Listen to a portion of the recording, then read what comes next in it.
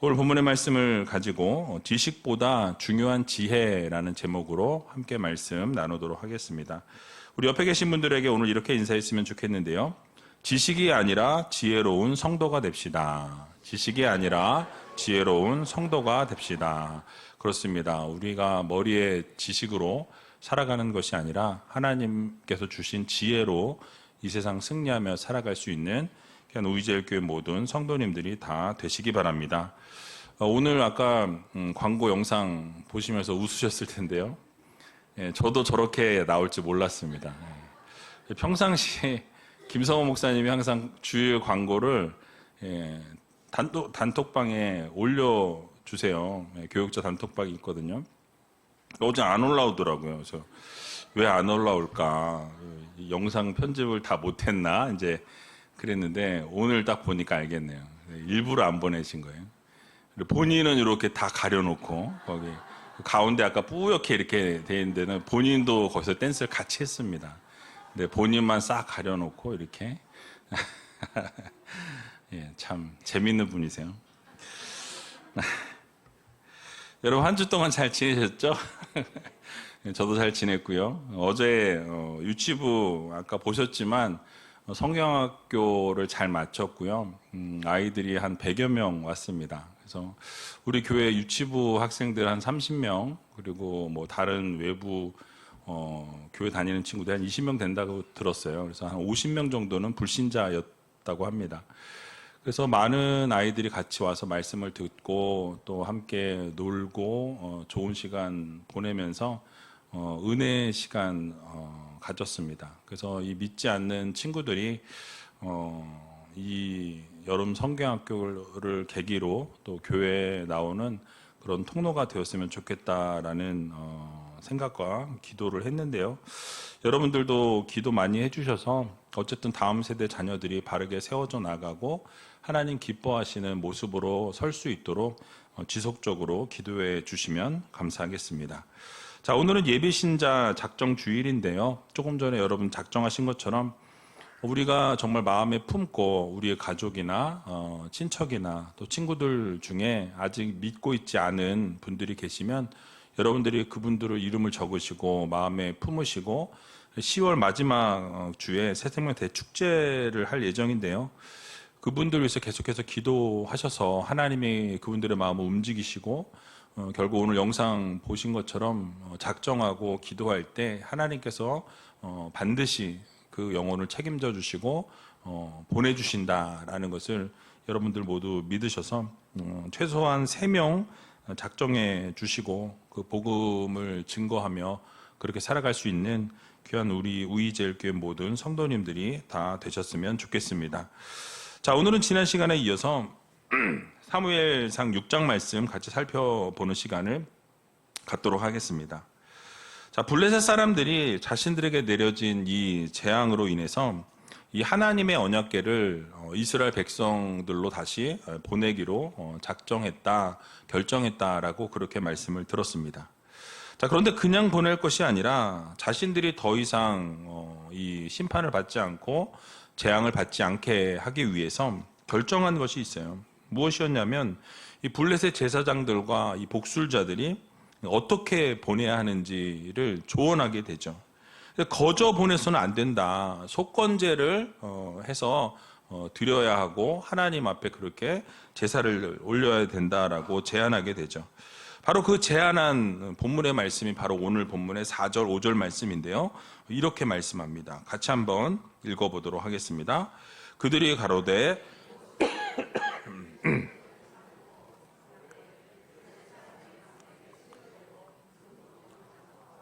금지 다섯이라야 하리니 너희와 너희 방백에게 내린 재앙이 일반 이민이라. 그러므로 너희는 너희 독종의 형상과 땅을 해롭게 하는 쥐의 형상을 만들어 이스라엘 신께 영화를 돌리라. 그가 너희 땅에서 경하게 하실까 하노라. 아멘. 자, 속건제 제물을 준비하라라고 이렇게 권면하죠. 근데 이 블레셋 사람들의 제사장과 이 복술자 그들이 제안을 하게 되었는데요. 뭘 제안하게 됩니까? 방백의 수대로 금독종 5, 또 금쥐 5, 이렇게 5 이렇게 금으로 만든 형상을 드려야 된다라고 이렇게 강조하는 것을 보게 됩니다. 자, 여기서 먼저 5이라는 이 숫자는 이 5 방백들을 이야기해요. 블레셋은 5 성읍으로 이루어져 있는 이 연합 국가였습니다. 그래서 아스돗, 아스글론, 가사, 가드, 에그론 이렇게 해서 5 이 지역의 성읍들이 모여서 한 블레셋을 이루고 있었다라는 것이죠. 특별히 블레셋 사람들이 독종을 제물로 만든 것은 이 자신들이 재앙으로 받았던 이 독종을 형상화시켰다라는 거죠. 어떤 모양으로 어떻게 만들었는지는 알 수 없었지만 그들이 악성 종기를 하나님의 심판으로 받았잖아요. 그 독종을 형상화시켰다라는 거죠. 그래서 그 금 독종을 만들게 됩니다. 금 독종 5과 그리고 쥐의 형상을 만들어서 쥐를 금쥐로 5마리를 만들었다라는 거예요. 근데 그 금쥐 5을 만들었다라는 것은 그 당시에 여러분 쥐가 이 패스트를 전염시키는 원인이라는 것을 그들이 알고 있었어요. 그러니까 이 바이러스를 전염시키는 이 쥐에 대해서 알고 있으면서 그 쥐를 금쥐로 만들어서 형상화시켜서 그것을 드려야 된다라고 이렇게 권면하게 되죠. 자, 이런 제안을 통해서 알 수 있는 것은 이 블레셋의 이 제사장들이나 복술자들이 이 속건제의 그 규례를 잘 알고 있지 못했다라는 것을 우리가 알게 되는 것이죠. 자, 속건제는 지난번에도 한번 말씀드렸지만 하나님의 성물이나 어떻게 이웃의 어떤 물건들을 침해했거나 손해를 입혔을 때 그것을 손해를 입히고 잘못을 자신들이 깨닫게 되면은 그 허물을 씻어내기 위해서 드렸던 제사가 속건제였다라는 거예요. 그래서 속건제는 이 드릴 때 그 제물이 금의 형상이 아니라 피의 제사가 반드시 포함되어 있어야 한다라는 거예요. 속건제에는 반드시 하나님 앞에 드리는 제물이 있어야 되는데 그 제물이 이 짐승이어야 하고 그 짐승이 피를 내어서 하나님 앞에 드려져야 하는 것이 바로 속건제의 중심이라는 것이죠. 피의 제사가 반드시 포함되어 있어야 한다라는 것입니다. 자, 그런데 그들은 이 율법에 대해서 잘 몰랐기 때문에 자신들이 그냥 생각했고 임의대로 자신들이 이 어떤 제사 방식을 했는지는 알 수 없지만 이 금으로 된 형상화되어진 이 독종과 이 금쥐를 드렸다라는 거예요. 그러니까 아마도 어쩌면 그들이 스스로 생각했을 때 이 재앙의 매개체가 되었던 짐승의 형상을 재현해서 그것을 이렇게 드리면 바치면 하나님이 받으시지 않겠나라는 생각을 했던 것 같아요. 그들의 치료의 방법으로 이렇게 사용했던 것은 이스라엘의 불뱀 사건, 여러분들이 아시는 것처럼 불뱀에 물렸을 때 구리뱀을 형상화시켜 만들어서 그것을 바라본 자들은 살았던 것을 아마 이들이 알고 있지 않았었나. 그래서 그것을 모방했을 가능성도 배제할 수 없습니다. 어쨌든 독종을 형상화시켜서 그 금 독종 5개와 함께 이 금쥐로 만든 5마리의 그 금쥐를 하나님 앞에 올려드려라. 그래서 여기에 보면 이스라엘의 신께 영화를 돌리라 라고 이렇게 명령하는 것을 보게 됩니다. 자, 이렇게 하나님께 영광을 돌리게 될 때 그러면 혹시라도 어떻게 될 것이냐, 하나님의 손이 가볍게 하실지 모른다라는 언급을 하는 것을 보게 되죠. 이 말씀은 무슨 말을 하는 것이냐면 하나님의 진노로부터, 하나님의 재앙으로부터 너희가 노임을 받을 수 있을 것이다 라는 비유적인 의미를 포함하고 있어요. 그래서 손을 가볍게 하신다라는 것은 그동안 무겁게 하나님이 짓누르시고 무겁게 재앙을 내리셨지만 혹시라도 너희가 이렇게 제사를 드리게 될 때, 속건제의 제물을 너희가 바치게 될 때 그러면 하나님께서 그것을 가볍게 그것을 해주실지도 모른다라고 그들이 이야기하고 있는 것이죠. 그러니까 하나님께 속건제를 드렸을 때 그들의 속건제를 하나님이 받으실지 않으실지 그것은 하나님의 주권적인 의지와 선택에 달려 있었다라는 거예요. 지난번에도 말씀드렸지만 그들의 제사는 바른 제사는 아니었어요. 하나님이 원하시는 그 제사의 형식은 아니었지만 하나님께 그들이 영광을 올려드렸고 어쨌든 하나님의 하나님 되심을 그들이 인정하면서 그들이 제사를 드릴 때 하나님은 그것을 받아주셨고 그 내렸던 것들을 거두시는 것을 우리는 보게 됩니다. 그런데 중요한 것은 그들이 하나님에 대해서 인정했고 하나님에 대해서 알고 있었긴 했지만 그렇다고 그들이 하나님을 믿었던 것은 아니라는 거예요. 그들이 하나님의 백성이 되었던 것은 아니었다라는 사실입니다. 다시 말씀드리면 이 블레셋의 제사장들이나 이 블레셋의 이 복술자들은 지식적으로는 하나님에 대해서 알고 있었다라는 거예요. 많은 것을 알고 있었지만 그렇다고 해서 그들이 하나님을 믿은 것은 아니었고 그들이 하나님의 백성은 아니었다라는 것을 우리는 성경을 통해서 보게 되는 것이죠. 그래서 그의 백성이 하나님의 백성이 되었다라는 기록이 어디에도 성경 어디에도 없다라는 거예요. 결국 이것이 말씀해 주는 것이 무엇입니까? 그들은 하나님의 권능을 보고 하나님을 알기는 했지만 어떠했습니까? 하나님의 권능을 믿지는 않았다라는 거예요. 하나님을 섬기지는 않았다라는 것입니다. 블레셋의 제사장들과 이 복술자들은 어떤 경로를 통해서 그들이 하나님에 대해서 알고 있었는지는 우리가 알 수 없어요. 성경에서 말하고 있지 않기 때문에.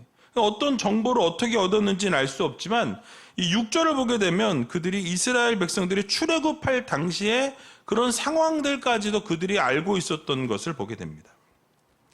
그리고 하나님께서 행하시는 일들에 관해서도 그들은 어느 정도 알고 있었던 것으로 우리가 추측해 볼 수 있는 거예요. 그러나 중요한 것은 무엇입니까? 그들이 하나님에 대한 정보는 지식적으로 그들이 알고 있었을지는 모르지만 그렇다고 그들은 하나님을 믿었던 것은 아니다. 하나님의 자녀도 아니고 하나님의 백성도 아니었다라는 사실이에요. 그러니까 이런 사실을 통해서 우리는 하나님에 대해서 아는 것과 하나님을 믿는 것은 전혀 다르다라는 거죠. 그러니까 하나님은 얼마든지 알 수 있어요. 뭐 성경을 통해서도 알 수 있고 경험을 통해서도 알 수 있고 친구들이나 옆에 주변에 있는 분들 또는 책을 통해서도 우리는 지식을 전달받을 수 있다라는 거죠. 그런데 그것을 아는 것과 믿는 것은 전혀 다른 이야기다라는 것을 말씀드리고 있는 것입니다. 결국 사람들이 하나님에 대해서 아는 것만으로는 하나님의 백성이 될 수 없고 또 아는 것만으로는 하나님으로부터 구원을 얻을 수는 없다라는 것을 우리들에게 말씀해 주고 있는 것이죠. 오늘날에도 우리 주변을 돌아보게 되면 이 성경의 내용들을 잘 알고 있는 분들이 많이 있어요. 심지어는 기독교를 믿지 아니하는 다른 타 종교를 믿는 사람들 중에서도 하나님이 어떤 분이신지를 잘 알고 있는 아주 해박한 지식을 가지고 있는 분들이 있는 것을 우리가 매스컴을 통해서 보게 되죠. 또 작가 중에는요, 이 글을 쓰기 위한 방편으로 성경을 연구하거나 신학을 공부해서 웬만한 이 성도들이나 신학자들보다 훨씬 더 많은 지식과 정보들을 자랑하는 일도 보게 됩니다. 또는 유명한 스님들 가운데 매일 서너 장의 성경을 읽지 않으면 잠을 이루지 못한다라는 그런 스님들도 있다라는 거예요. 하지만 중요한 사실은 무엇이냐면 이렇게 많은 성경적인 지식과 이러한 것들을 아는 것을 자랑함에도 불구하고 그들이 하나님을 창조주로 믿지 아니하고 하나님의 하나님 되심을 인정하지 않는다라는 거예요. 그들의 지식이라는 것은 세상에 자랑할 만한 지식이기는 하지만 그 지식은 죽은 지식이 될 수밖에 없다라는 것입니다. 그 지식을 잘 아는 것으로 화려해 보일 수는 있어요. 그 해박한 지식을 드러내면서 지식이 참 많은 사람이다라고 이렇게 알려줄 수는 있지만 사실은 아무런 가치가 없는 지식이라는 거죠. 안타깝게도 오늘날 성도들 가운데에서도 이렇게 죽은 지식을 바라보면서 무언가 그들에게 대단한 것이 있는 것처럼 착각하고 부러워하고 있는 이들을 보게 됩니다. 그들이 성경과 신학에 대해서 많은 지식을 가지고 있음에도 불구하고 믿지 않는 데는 아마 나름대로 우리가 알지 못하는 그런 이유가 있지 않겠느냐. 저들이 지식은 있지만 믿지 않는 데는 다 이유가 있을 것이다 라고 추측을 하는 거예요. 그래서 여러분, 때로는 그런 사람들이 방송에 나와가지고 떠드는 내용들을 듣게 되면 사실은 성경과 맞지 않는 부분들이 상당 부분 있다라는 거죠. 근데 다 아는 것처럼 이야기한다라는 거예요. 헛된 주장을 한다라는 것이죠. 근데 그것을 바라보면서 또 그대로 동조하는 사람들이 있는 것을 우리는 보게 됩니다. 하지만 여러분, 우리는 알아야 됩니다. 그들이 가지고 있는 하나님에 대한 이 지식은 마치 오늘 본문에 나오는 이 블레셋의 제사장들과 복술자들처럼 그렇게 가지고 있는 지식과 별반 다르지 않다라는 거예요. 그러니까 수박 겉핥기식으로 하나님에 대해서 주워들은 이야기일 뿐이지 하나님의 하나님 되심을 그들은 믿지 못하고 받아들이지 못했다라는 거예요. 이런 지식은 옛날에 발람 같은 이 술사도 그런 지식, 얕은 지식은 다 가지고 있었다라는 거예요. 여러분, 또 예수님 시대의 바리새인들 어떠했습니까?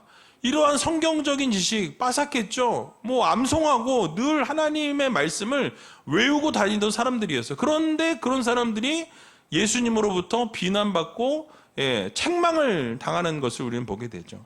그러니까 이 피상적인 지식으로는 하나님을 기쁘시게 할 수 없다라는 사실이, 하다못해 귀신들도 하나님을 알고 떠든다라고 성경은 말씀하는 것을 보게 됩니다. 귀신들조차도 하나님을 믿진 않지만 하나님에 대한 지식은 풍부하게 가지고 있었다라는 것을 우리는 성경을 통해서 보게 된다라는 사실이. 중요한 것은 무엇입니까? 이런 지식 가지고는 결단코 구원을 얻을 수 없다라는 이 사실을 여러분들 모두 기억하시기 바랍니다. 우리는 하나님에 대해 죽은 지식을 소유한 성도가 아니라 살아있는 지식을 소유한 믿음의 자녀들이 되어야 한다는 거예요. 그래야만 우리가 구원을 얻게 된다는 것을 여러분들 모두 믿으시기 바랍니다. 자, 그렇다면 살아있는 지식이란 여러분 무엇입니까? 바로 하나님을 아는 것과 하나님을 믿는 것이 하나가 되는 것이 되어야 한다라고 성경은 우리들에게 말씀하고 있어요. 그러니까 하나님을 아는 지식 따로, 하나님을 믿는 믿음이 따로가 아니라 이 하나님을 아는 지식과 함께 하나님을 믿는 그 믿음이 함께 동일하게 가야 한다라는 말씀을 하고 있어요. 그래서 에베소서 4장 13절에 보니까 이렇게 말씀합니다. 같이 한번 읽어보겠습니다. 우리가 다 하나님의 아들을 믿는 것과 아는 일에 하나가 되어 온전한 사람을 이루어 그리스도의 장성한 분량이 충만한 데까지 이르리니. 아멘. 그러니까 우리의 믿음과 우리의 지식이 통일성을 이루어야 한다라는 거죠. 그러니까 하나님을 아는 그 지식이 풍부해지면 풍부해질수록 우리는 하나님을 믿는 믿음이 더욱더 성장해지고 더욱더 충만해져야 한다라는 것을 우리들에게 말씀해 주고 있는 것입니다. 바른 믿음은 바른 지식에 기초한다라는 거예요. 신앙과 지식이 일치되어져야 한다라는 것이죠. 그럴 때 교회는 견고하게 세워져 나아가고 우리의 믿음도 바르게 성장해 나간다라는 것을 여러분들 모두 기억하시기 바랍니다. 그렇기 때문에 하나님을 안다라는 이 지식만 쌓여지는 것으로는 진정한 믿음이라고 할 수 없어요. 하나님을 아는 이 지식과 함께 하나님을 믿는 믿음이 우리가 성장해야 되고 성숙되어져야 한다라는 거죠. 하나님을 믿는 예수 그리스도를 믿는 예수로 충만한 삶, 성령으로 충만한 삶을 살아가야 한다라고 우리들에게 교훈해주고 있는 것입니다.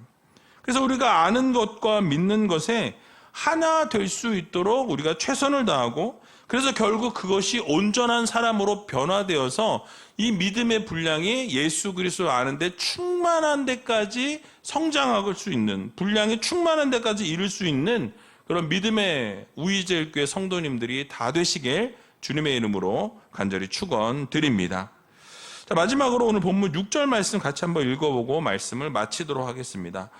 애굽인과 바로가 그 마음을 강팍게 한 것 같이 어찌하여 너희가 너희 마음을 강팍해 하겠느냐?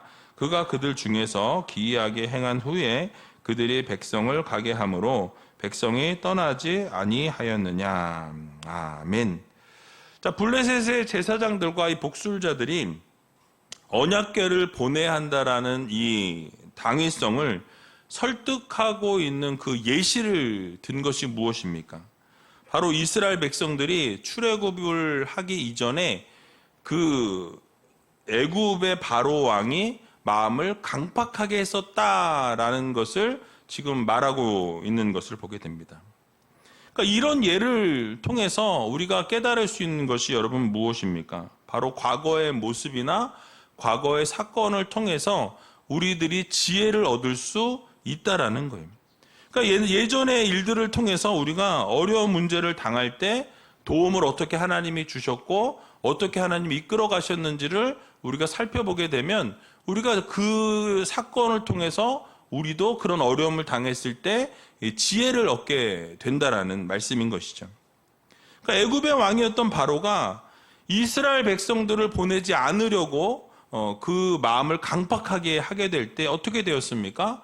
하나님께서 10가지 재앙을 애굽에 내리시게 되었고 결국 10번째 재앙인 장자의 죽음을 당하게 될 때 어떻게 됩니까? 그들은 포기하게 되고 결국은 이스라엘 백성들을 내어보내게 되었다라는 사실이에요. 그러니까 이러한 사실들을, 이러한 고통들을 이 블레셋의 이 복술자들과 제사장들은 이 내용들을 다 알고 있었다라는 거예요. 그래서 그러한 지식의 근거에서 우리가 이렇게 이 블레셋 사람들에게 더 큰 재앙이 내려지기 전에 어떻게 해야 된다? 그 언약궤를 우리는 돌려보내야 된다. 강팍하게 해서는 안 된다. 우리 마음을 강팍하게 하면 어떻게 되어진다? 우리도 애굽처럼 그렇게 결국은 망하게 되고 그 망하게 되고 난 이후에야 언약궤를 보내게 될 텐데 그러한 전철을 우리는 밟지 말자. 이 이야기를 지금 하고 있는 거예요. 여러분 오늘을 살아가는 우리들 역시도 이 블레셋 사람들과 같이 문제에 봉착했을 때 지나온 과거나 지나온 역사들을 살펴보면서 그 안에서 하나님이 주시는 지혜를 얻고 또 해결책을 찾을 수 있는 믿음의 성도들이 되어야 할 것입니다. 우리의 자신의 경험과 지식뿐만 아니라 그 당면한 상황을 통해서 우리가 하나님이 주시는 지혜를 우리가 얻을 수 있어야 한다는 것이죠. 무엇보다도 우리가 성경을 통해서 신앙의 선배들이 어떻게 그 어려움들을 극복했는가, 힘든 상황이 찾아왔을 때 그들이 어떻게 믿음으로 그것을 이겨냈는가를 우리가 성경을 읽어보면 그 성경을 통해서 지식을 얻게 되고 지혜를 얻게 된다는 거예요. 그러니까 명백히 보여주는 성경의 이 말씀 속에서 우리가 지혜를 습득할 필요가 있다라는 것을 우리들에게 교훈해 주고 있는 것이죠. 그러니까 여러분 이처럼 이 지혜를 얻는데 성경 이상의 것이 없다라는 것을 여러분 모두 믿으시기 바랍니다. 여러분들이 읽는 이 성경은요 단순한 이 경전이 아니라는 거예요. 그 자체가 살아있는 하나님의 역사라는 사실을 여러분들 모두 믿으시기 바랍니다. 그러니까 단순한 역사가 아니라 하나님께서 순종하는 하나님의 백성들에게 하나님이 복을 주시고 순종할 줄 모르는 자들에게는 하나님이 재앙을 내리시면서 그들을 어떻게 다루어 가시는가를 우리들에게 보여주시는 이 구속적 역사가 성경 안에 담겨 있다는 사실이에요. 누가 뭐라 해도 이 세상 역사의 유일한 주관자는 누구십니까? 하나님이시라는 것을 우리들에게 말씀해주고 있는 것이 성경이에요. 그러니까 전지전능하신 하나님께서 벌할 자들을 벌하시고 구원할 자들을 하나님이 선별적으로 구원하신다라는 거예요. 그것을 가장 극명하게 보여주는 역사의 기록물이 바로 무엇입니까? 하나님의 말씀이요 성경이라는 거예요. 그러므로 누구든지 성경을 통해서 구원 얻는 지혜를 얻게 된다는 이 사실을 여러분들 모두 믿으시기 바랍니다. 물론 가장 근본적인 지혜는 이 자신의 영혼을 이 죄와 사망으로부터 구원하는 지혜. 그러니까 우리가 이 어둠의 자녀들이었지만 하나님의 은혜로 우리가 구원받게 되었다라고 성경은 우리들에게 말씀하고 있습니다. 그래서 여러분 디모데후서 3장 15절에 보니까 이렇게 말씀하죠. 같이 한번 읽어보도록 하겠습니다. 또 내가 어려서부터 성경을 알았나니 성경은 능히 너로 하여금 그리스도 예수 안에 있는 믿음으로 말미암아 구원에 이르는 지혜가 있게 하느니라. 아멘. 그러니까 성경을 통해서 예수 안에 있는 믿음으로 말미암아 구원에 이르는 무엇이 있게 한다? 지혜가 있게 한다. 결국 하나님의 말씀을 읽으면 하나님께서 구원으로 인도하는 지혜를 우리에게 허락해 주신다라는 약속의 말씀을 주고 계신 거예요. 그러니까 결국 성경을 알게 되면 무엇과 연결되어진다라는 거예요? 구원에 이르는 지혜를 우리에게 허락하신다라는 말씀을 주고 계신 거예요. 그러니까 여러분, 이것이 바로 가장 근본적인 지혜고 가장 중요한 지혜다라는 거죠. 그러므로 우리 모두는 성경을 통해서 각양각색의 이 지혜를 얻어야 할 것입니다. 여러분, 이방인들조차도 이 하나님의 역사를 통해 그 이스라엘 역사를 통해서 자신들을 구원하는 지혜를 얻게 되는데, 여러분, 하나님의 백성된 우리가 하나님의 그 구속 역사를 이 기록된 성경을 통해서 우리가 얻지 않을 이유가 없다라는 거예요. 구원을 얻지 못할 이유가 없다라는 것입니다. 그러므로 우리는 성경 말씀을 통해서 여러분 지혜를 얻고 또 그 얻은 지혜를 통해서 그것을 소중하게 여겨서 그것으로 인해 하나님과 더 가까워지고 하나님과 더 밀접한 삶을 살아갈 수 있는 믿음의 자녀들이 다 되시기 바랍니다. 그래서 잠언 4장 6절에서 8절에 보니까 이렇게 권면하는 것을 보게 되죠. 같이 한번 읽어보도록 하겠습니다. 지혜를 버리지 말라. 그가 너를 보호하리라. 그를 사랑하라. 그가 너를 지키리라. 지혜가 제일이니 지혜를 얻으라. 무릇 너의 얻은 것을 가져 명철을 얻을지니라. 그를 높이라. 그리하면 그가 너를 높이 들리라. 만일 그를 품으면 그가 너를 영화롭게 하리라. 아멘. 그러니까 우리가 성경을 통해서 하나님의 말씀을 통해서 우리는 지혜를 얻게 된다라고 말씀합니다. 결국 지혜이신 하나님을 버리지 아니하면 하나님이 우리의 인생을 책임지신다라고 말씀하고 있어요. 하나님이 우리를 보호하시고 우리를 지켜주신다라고 말씀합니다. 그래서 지혜가 제일이라고 말씀하고 있어요. 지혜를 그래서 우리는 얻어야 한다라고 성경은 명백하게 우리들에게 권면하는 것을 보게 되는 것이죠. 결국 우리가 그 지혜를 얻게 되고 하나님을 높이게 되면 하나님은 어떻게 하십니까? 우리를 높여주신다라고 말씀하고 있어요. 그리고 그 지혜를 통해서 하나님을 우리 마음 가운데 품으면 하나님께서 우리를 어떻게 하신다? 영화롭게 하신다라고 성경은 우리들에게 교훈해주고 있는 것입니다. 그러므로 우리는 성경을 통해서 지혜를 얻을 수 있는 믿음의 성도님들이 다 되시기 바랍니다. 그러므로 성경을 여러분 어떻게 해야 하겠습니까? 우리는 이 성경 말씀을 소중히 여기고 귀하게 여기면서 이 하나님의 말씀을 읽고 또 읽고 이 말씀을 묵상하고 또 묵상해야 한다라는 것입니다. 오늘 광고에 나온 것처럼 이제 8월 한 달 동안 제2기 리딩 지저스를 성경 통독을 모집하고 있어요. 여러분 처음에 일기 때 동참하지 못했던 분들은 이번에 꼭 동참하셨으면 좋겠고, 또 일기에 함께 동참했던 분들은 여러분 다 좋았다라고 말씀하셨는데, 좋았다라고 말씀해놓고 2기 때는 등록을 하지 않으면 좋았던 게 아니죠. 여러분들이 정말 이 하나님의 말씀을 잘 읽고 또 묵상하시고 그것을 통해서 우리가 하나님의 지혜를 얻고 그 지혜를 얻음으로 이 예수 그리스도의 자랑 그 분량에까지 이를 수 있는 그런 충만한 데까지 이르는 성도들이 다 되어야 할 것입니다. 그래서 우리의 지혜가 충만해지고 예수로 충만해지고 성령으로 충만해져서 결국 이 지혜를 통해 우리의 그 믿음이 성장하고 우리의 지혜가 더 깊어지고 넓어지는 귀한 우이제일교회 모든 성도님들이 다 되시길 주님의 이름으로 간절히 축원드립니다.